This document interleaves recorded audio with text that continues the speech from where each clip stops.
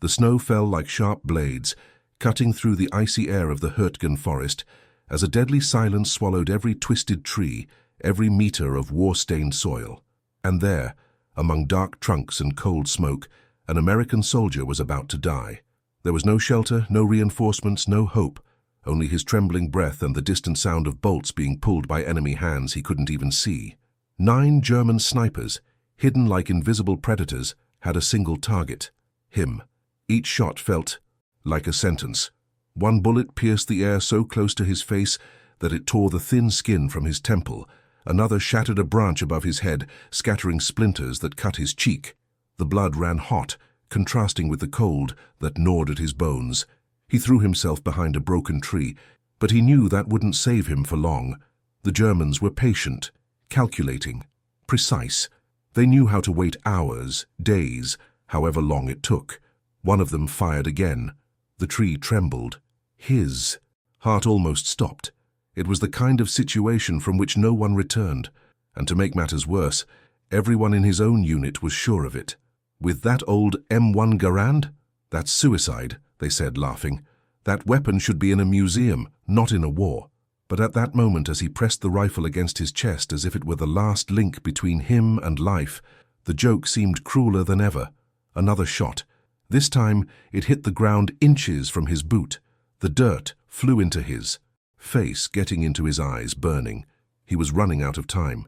The enemy, who remained silent and invisible, surrounded him in absolute silence, the silence of a predator. It was like being hunted by ghosts. Every shadow was a threat, every sound a warning of death. And yet there was something strange about the way he didn't give up. Even with his trembling hand, even with the cold tearing at his bones, even with his short breath, there was something in him that refused the idea of dying. There, like just another name on an anonymous tombstone. The radio was dead. The ammunition was almost gone. The blood dripped faster and faster from his side. If another shot came from the east, he would be finished. If it came from the north, too. If it came from anywhere, there would be no escape. Nobody survived 9 German snipers. Nobody. At least that's what they said. And that's what the entire army believed. But as the shadows moved around him and he felt the world about to fade away, silent truth began to form inside him. Warm, stubborn, impossible to ignore. They thought he had no chance. They thought that old rifle was dead weight. They thought that night would be his last. But they were wrong, because the enemy didn't know yet. His comrades didn't know yet, and neither did the world.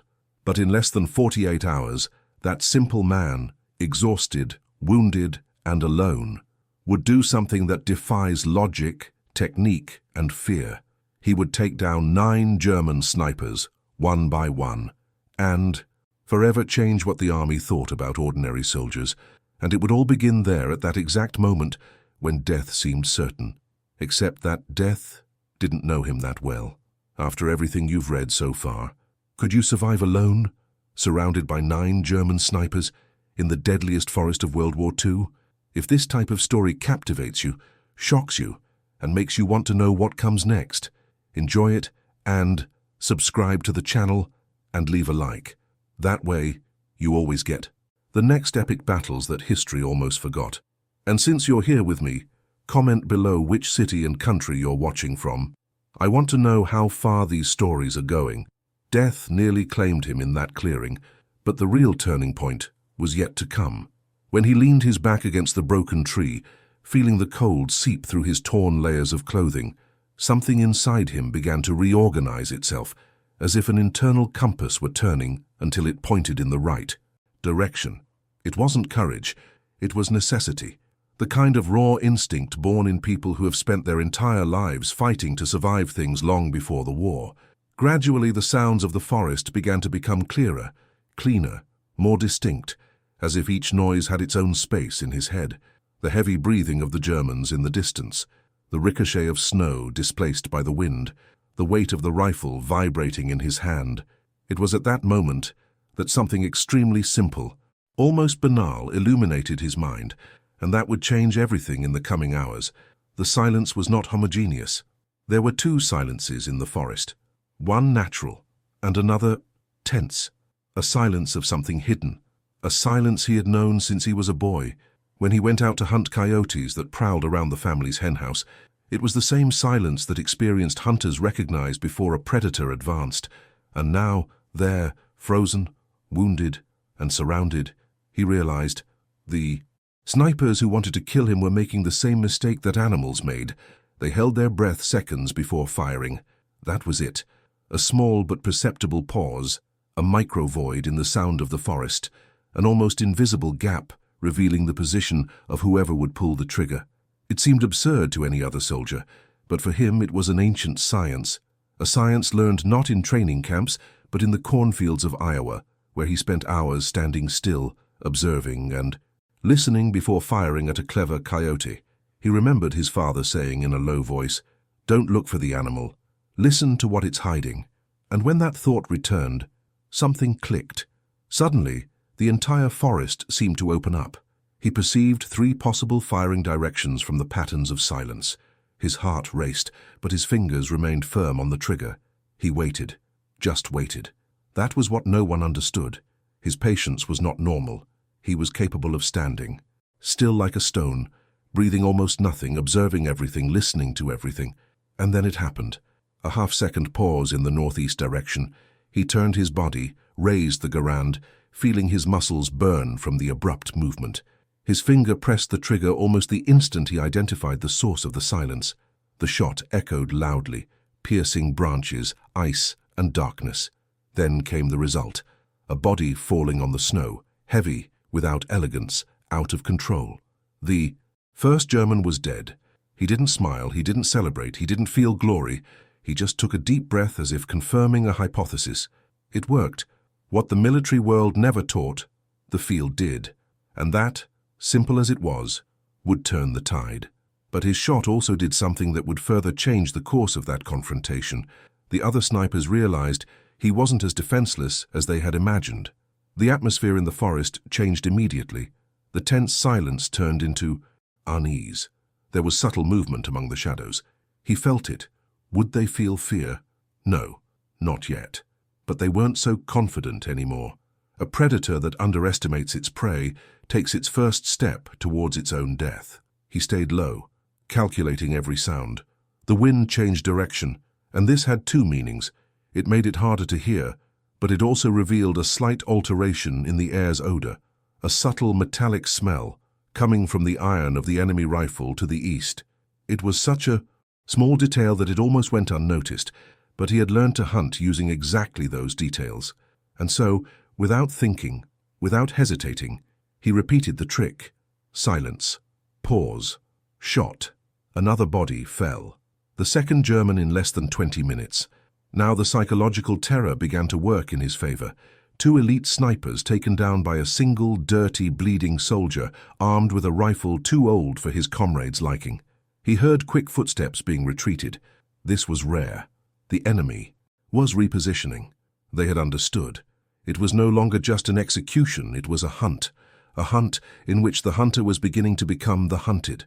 The cold was unbearable, but his body seemed to accept the pain as part of the process.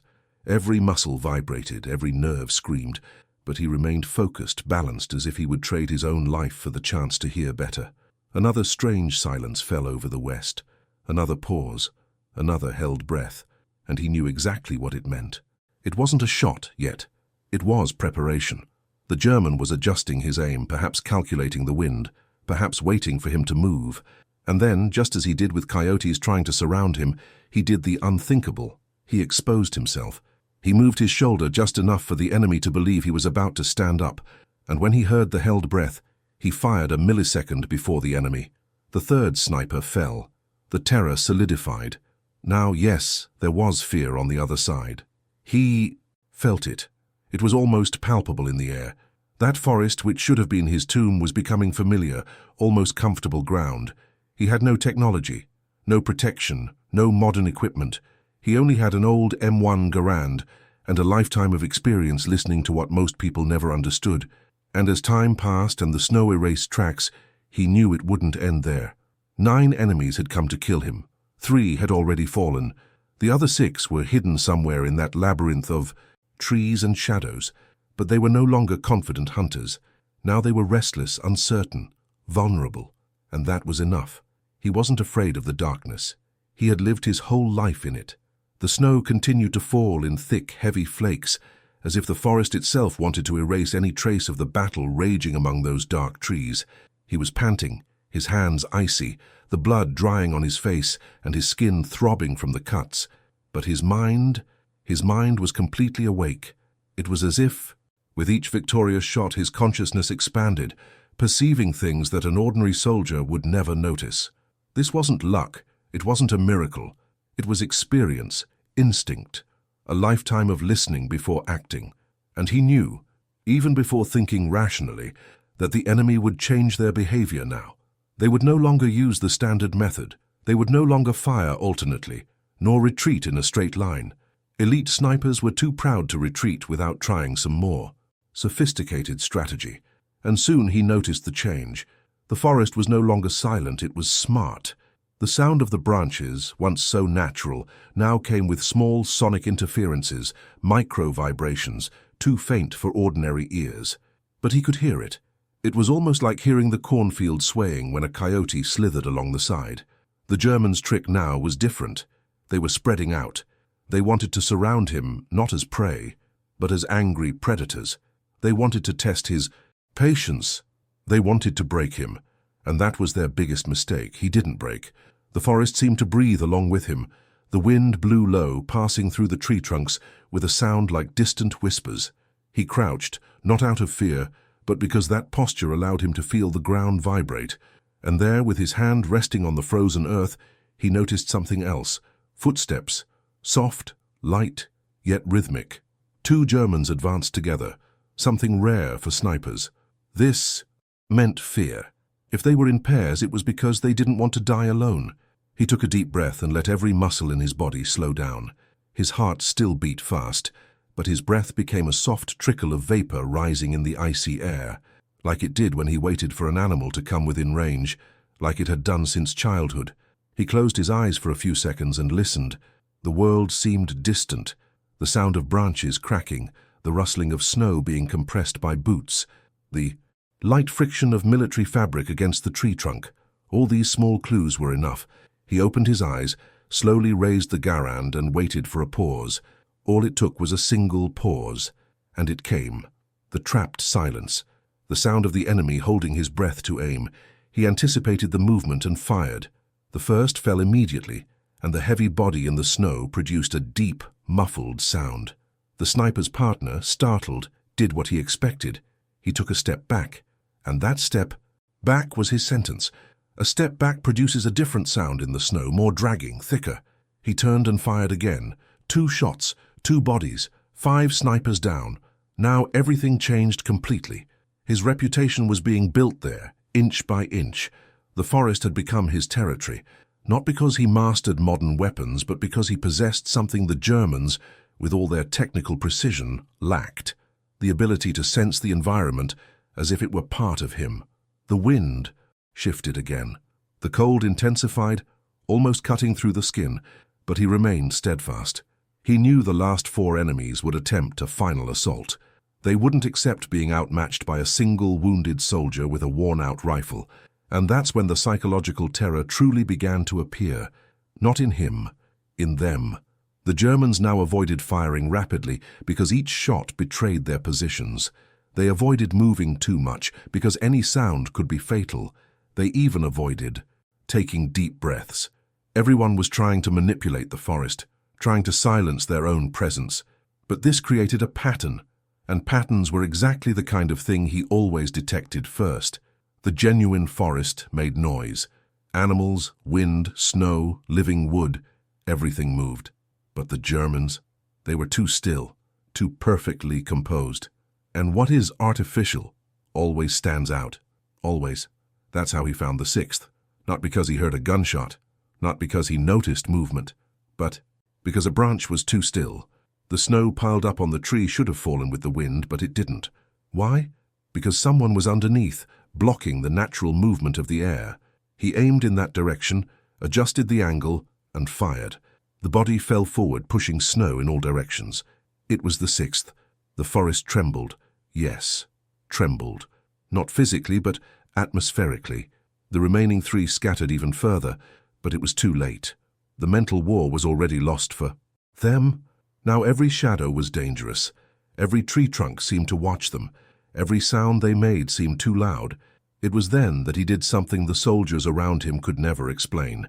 He stopped completely, not out of exhaustion, but because he knew that when the predator becomes prey, desperation makes it make mistakes. He knew that the remaining three would try to attack together. Trained snipers don't accept individual defeat, and together they would make the final mistake. The wind blew again, carrying a metallic smell of freshly handled ammunition. 3 different directions. He couldn't see them, not yet, but he knew they were too close. The tension was almost palpable, like a weight in the air. He took a deep breath, placed his finger on the trigger, steadied the rifle and prepared for the moment when the entire forest seemed suspended in a single eternal second. And at that moment, he knew. The 3 of them were about to attack at the same time. His breath came in.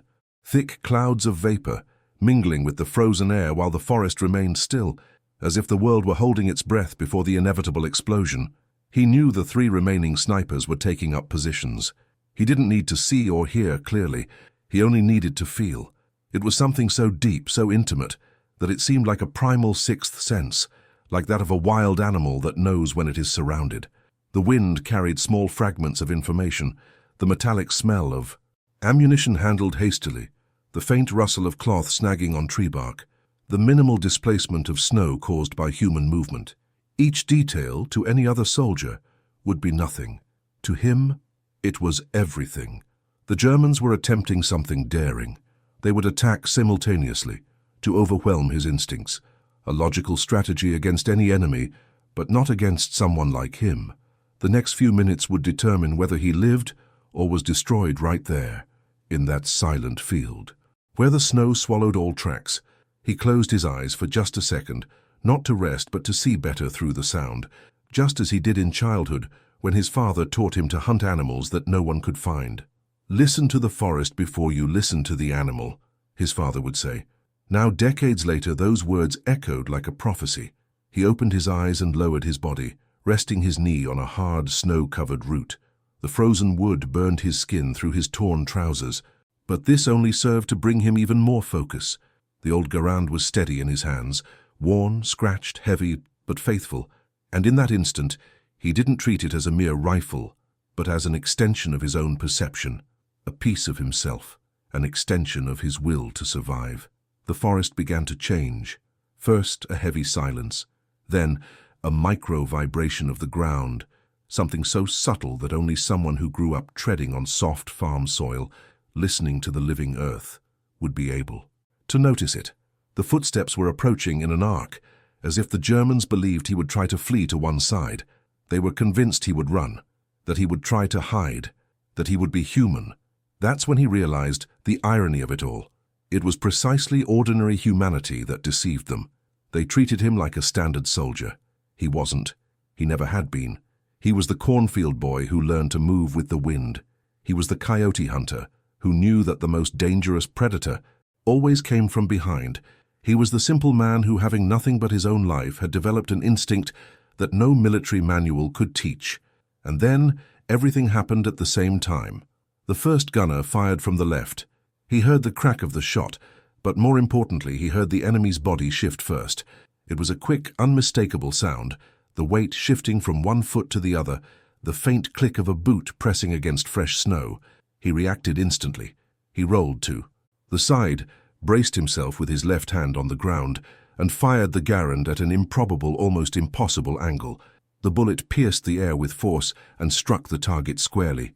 The body fell heavily, scraping against the snow and breaking small branches. The second sniper, startled, made the fatal mistake. He fired a second too late. It was too long, far too long. That interval for him was like a clear warning. He raised his rifle, still kneeling, and aimed by sound, not by sight. He fired. The impact was precise. The snow in the distance trembled as if it had swallowed the German soldier.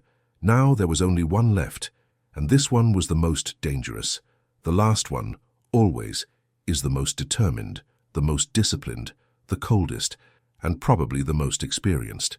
He knew it. The forest knew it. Everything in that place seemed to hold its breath, awaiting the final confrontation. He crouched down again, feeling the weight of the journey he had made to get. There, his body ached as if it had been sculpted by the war itself, the blood running from his forehead mingling with the snow, creating pinkish stains that quickly disappeared into the infinite white. The last enemy was close, too close. And unlike the others, he didn't try to hide the sound. He didn't try to hold his breath. He didn't try to manipulate the forest. He came like a determined ghost, silent, confident, almost inhuman in his precision. A soldier like that is not common. He is trained to kill without thinking.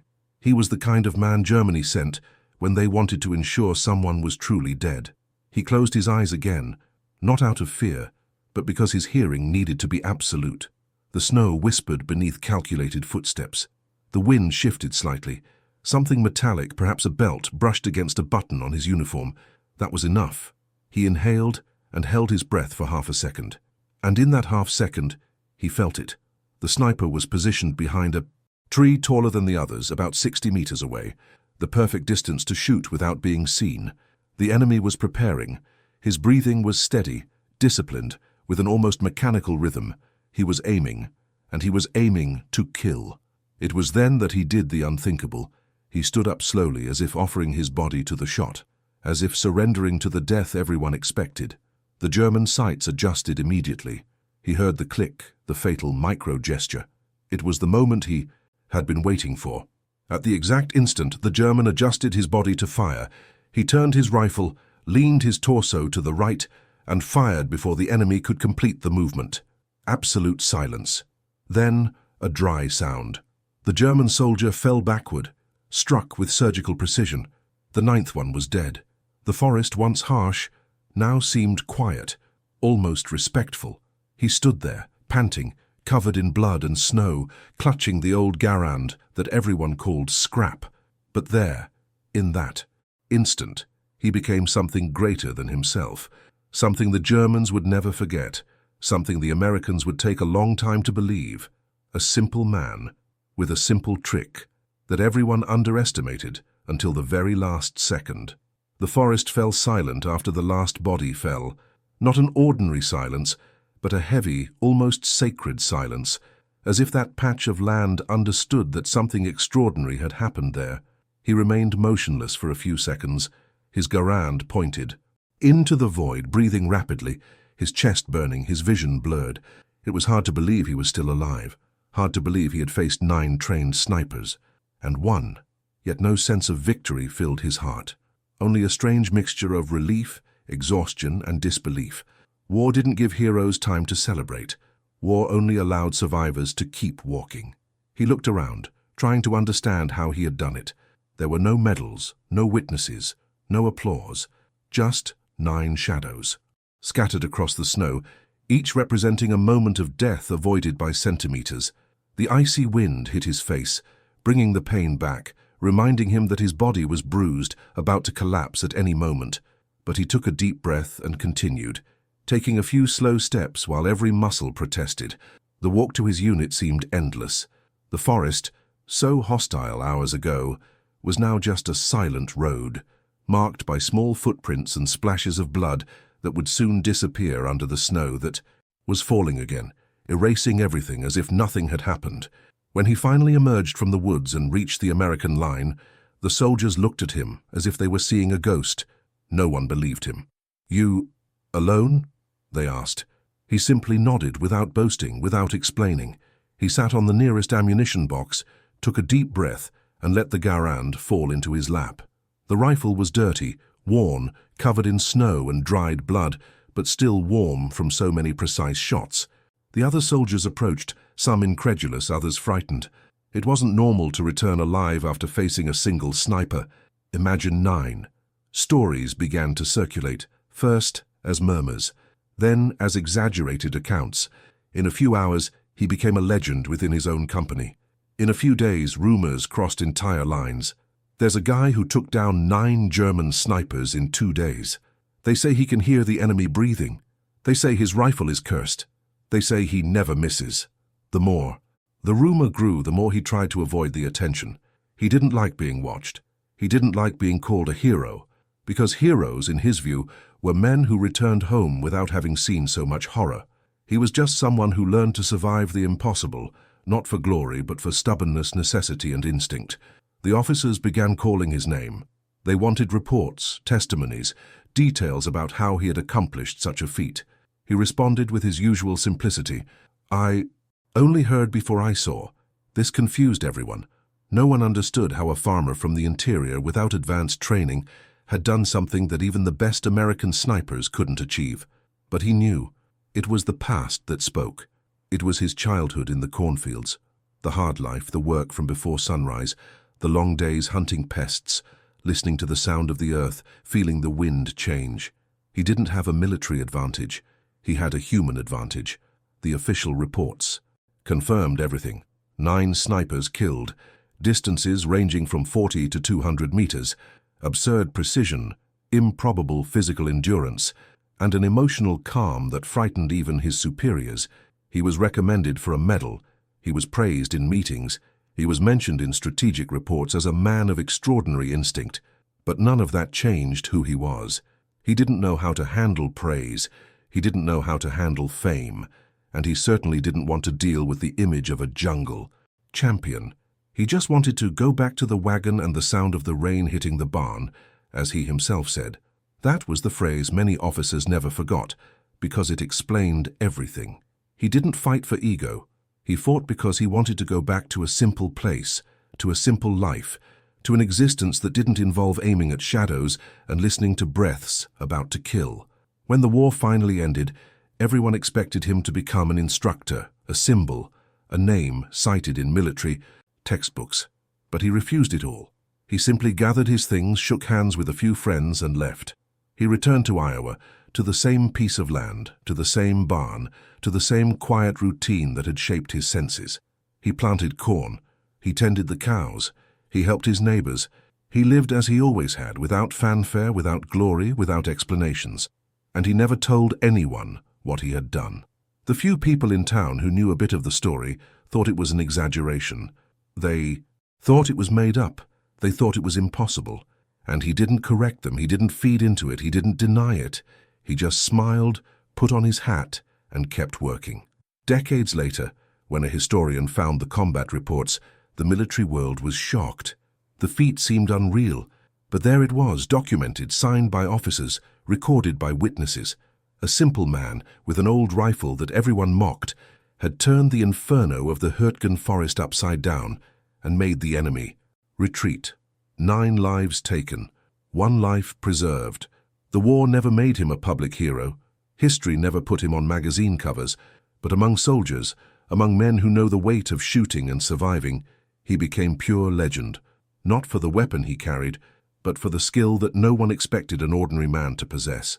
Because in the end, that was his legacy, proving that the impossible happens in the hands of those who were never seen as special. A simple man, a simple trick, an impossible war, and a silence that saved his life and took so many others.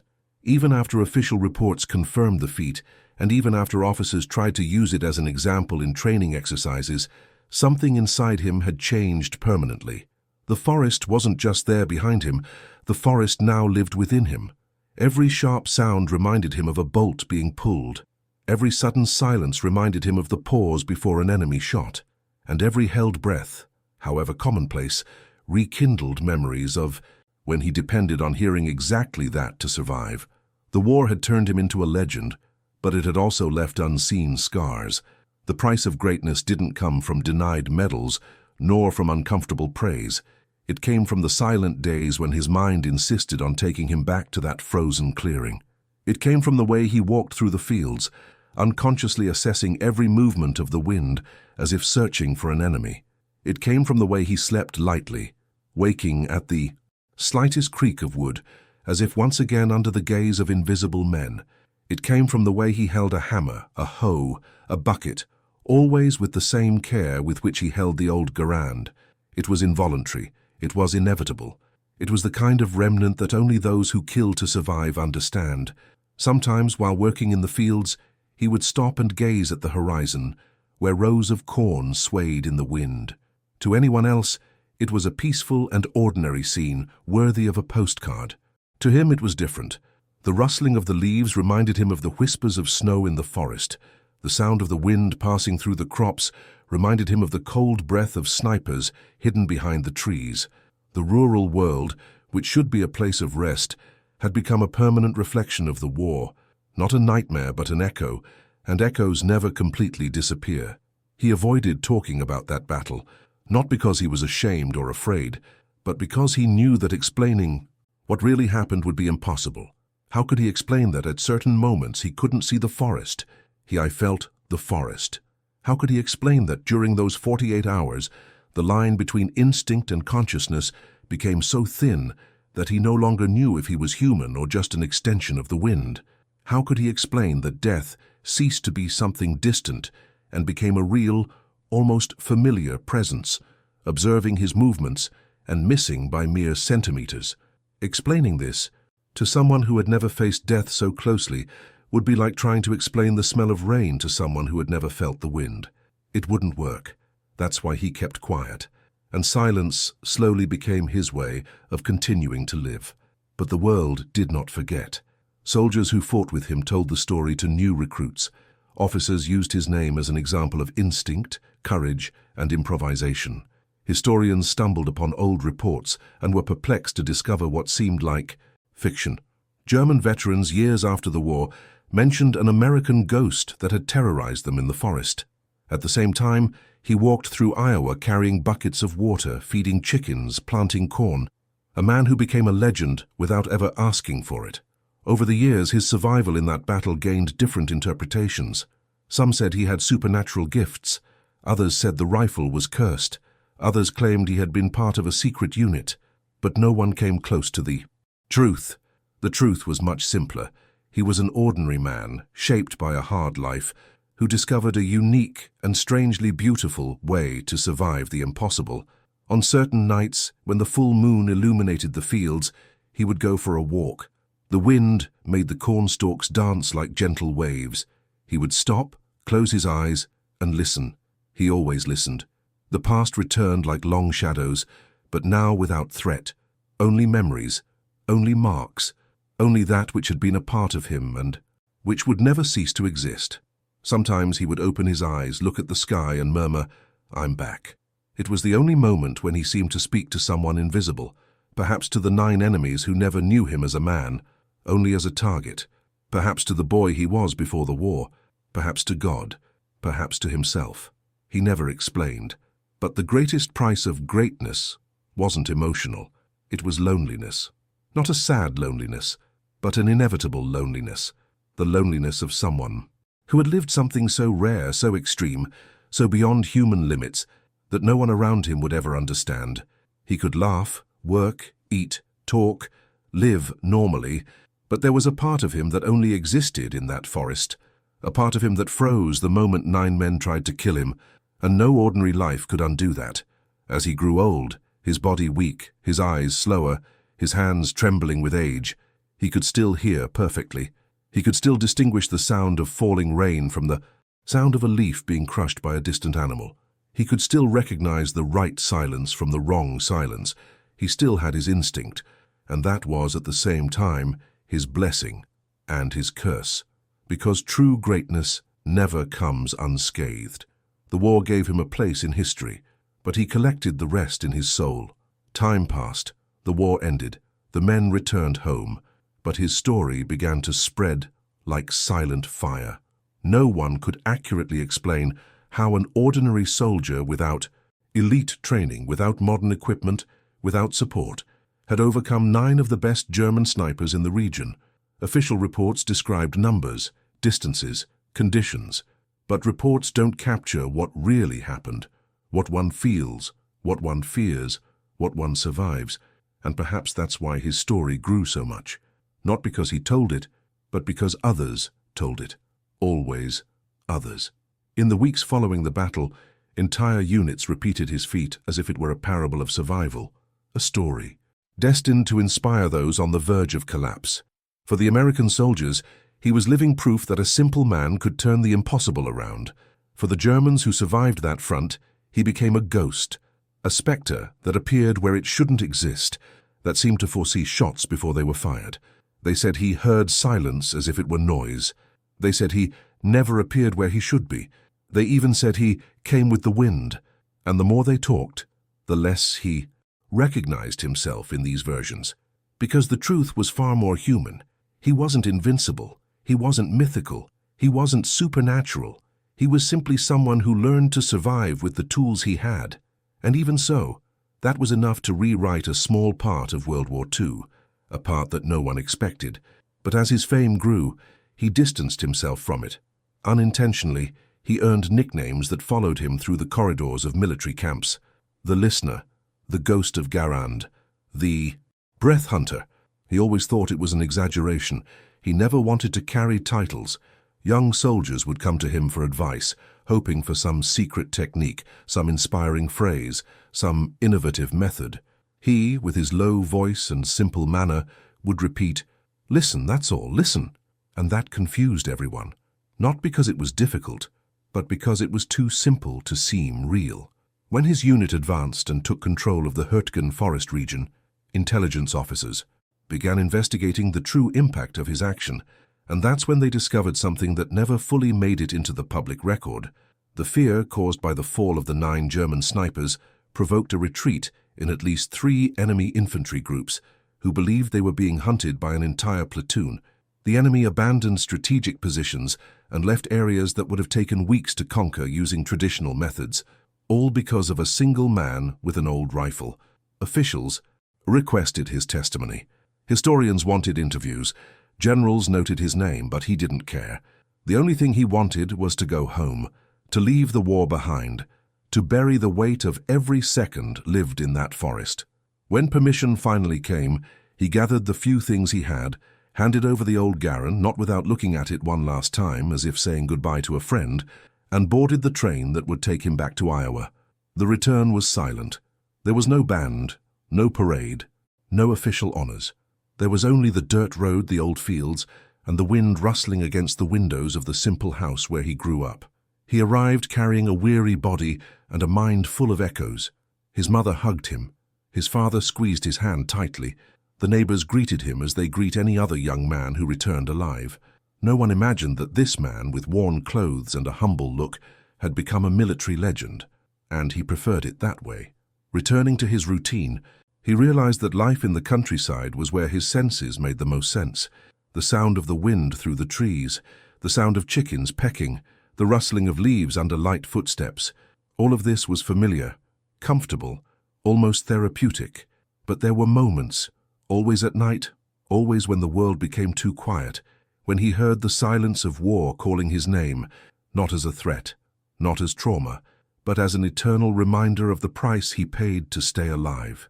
Years later, when he was a much older man, a researcher knocked on his door with a folder full of yellowed papers. They were the battle reports, the official confirmations, the belated recognition. The researcher, moved, asked how he had managed it.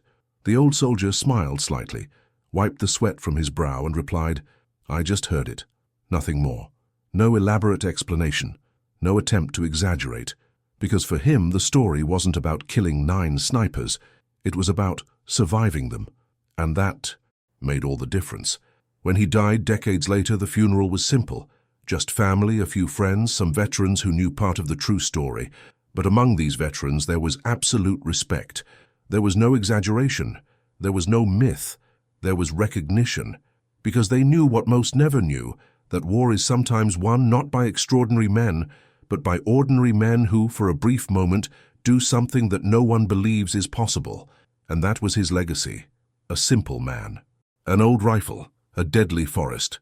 And it's timeless proof that no one should underestimate what they don't understand. After all this, did you learn anything from the story of this simple man who became impossible on the battlefield? I'd really like to know your opinion. Comment below.